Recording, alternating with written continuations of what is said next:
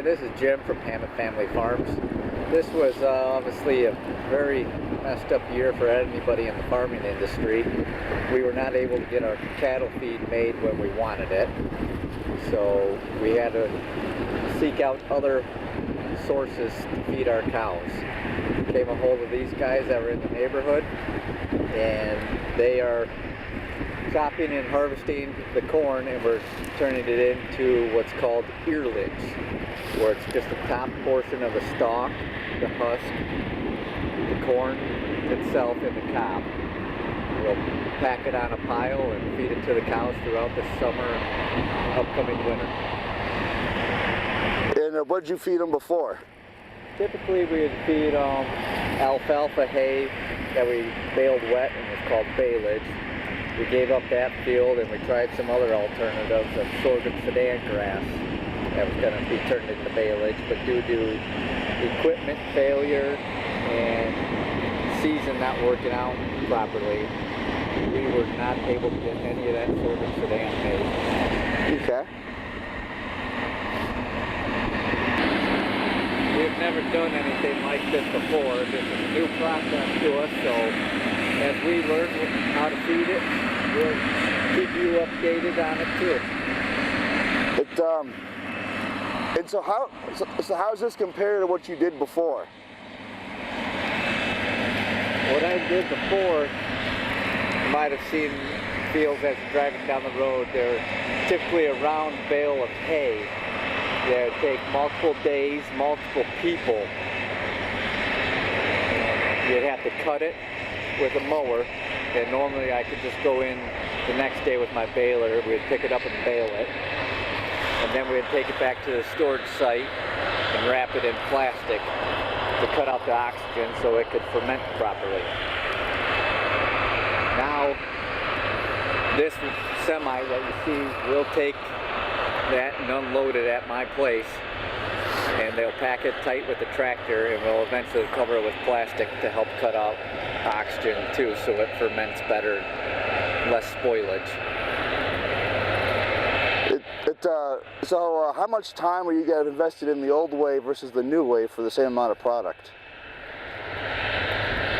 These guys would be able to do an entire year's worth of feed for my entire herd, start to finish, in about 3 hours. The old way that I would do it, throughout the entire summer, we would probably have anywhere from 40 to 50 hours involved in making feed for the cows. That's a big difference. We'll still have to bale some hay because they'll need a little bit more roughage than what this can provide to keep their guts working properly. What's the land impact? How much land difference is there? Doing it this way is considerably less land as well. Before, I had 30 acres tied up into different hay ground of various types. I'm just guessing, but I imagine these guys will only do about 6 to 8 acres, and we'll have about the same amount of tons of feed. Okay. Now this looks pretty similar to what people have done in the past called silage. What's the difference between earlage and silage? Regular corn silage would be done in an earlier life stage of the plant, and it'd be wetter. The stalks that you see out there would be a little more green, and it'd be cut all the way down to the ground, so you wouldn't see any of this extra residue out in the field. It all would be incorporated into the chopped silage.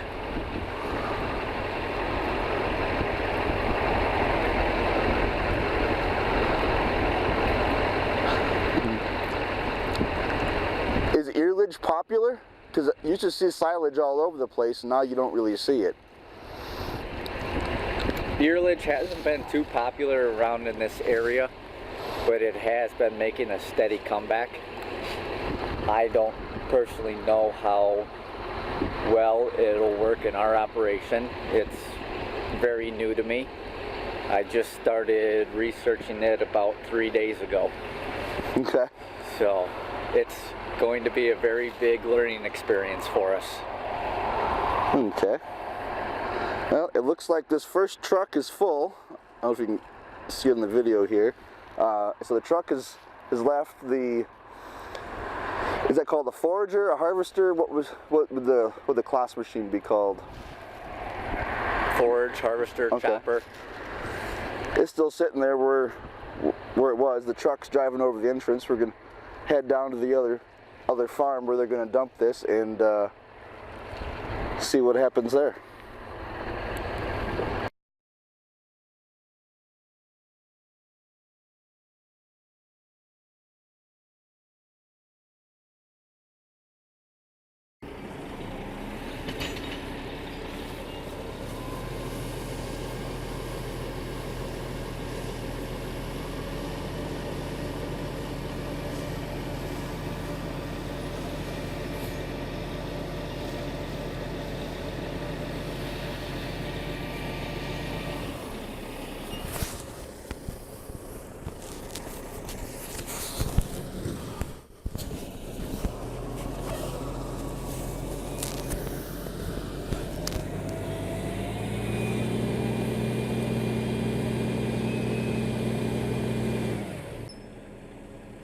Here we are at Jim's farm. They've dumped the first load of the earlage. Yeah,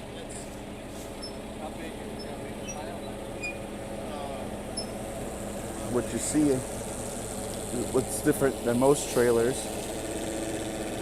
you can see that the floor is moving in there. I can't get the camera to focus on the inside.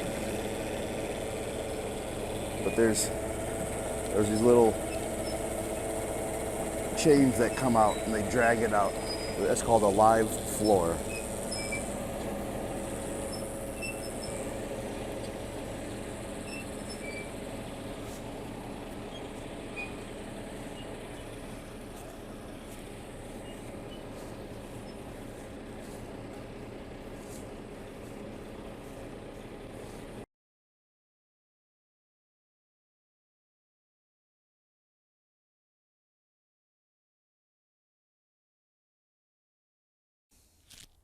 Tell me when you're ready. This is the product that was made from the chopper that you saw going through the field earlier. As we get a close-up, you can see there's a lot of corn material in it, cobs, and then you got a lot of leaf and husk material. Predominantly, it does appear to be pretty heavy on the corn, which that's good for our corn yields, I guess. But now I will also have to include some sort of other forage for roughage for the cows. If I give them too much of this, with it being so heavy in the corn, they could get too fat from it, and the calves inside the pregnant cows could get too big as well, and there would be complications come calving time. So here in a few minutes, our last load will be coming in, and the tractor will be coming to push it up in a neater, nicer pile, and it'll be running over it multiple times to pack it down nice and tight, try to get as much oxygen out of it as possible to help preserve the life of it.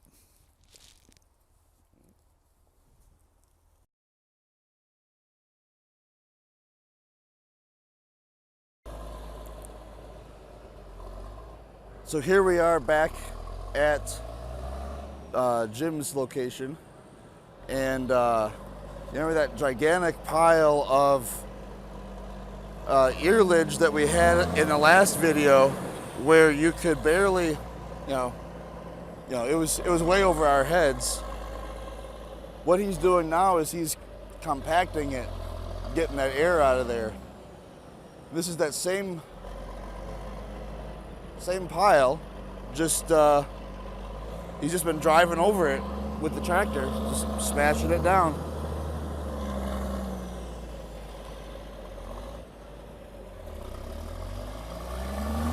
Just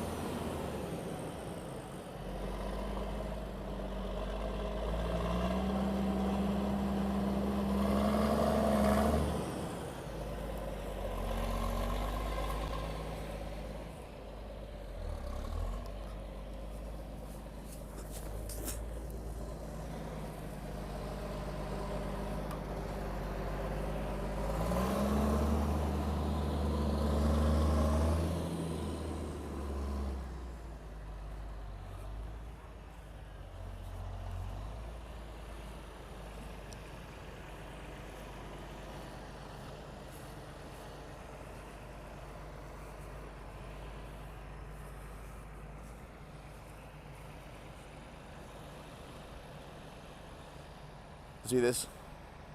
This pile was, this is probably half to a third the size of the pile that was here before. And we'll take a break. Be back with some more.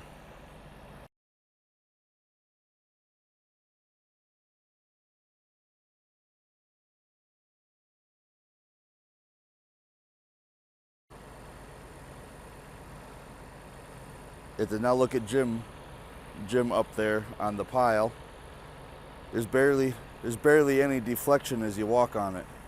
You see him walk on it, and it's just, you know, it goes down a little bit. Whereas before, if it was that fresh pile, he'd have fallen right on through. That's how much they smashed that down.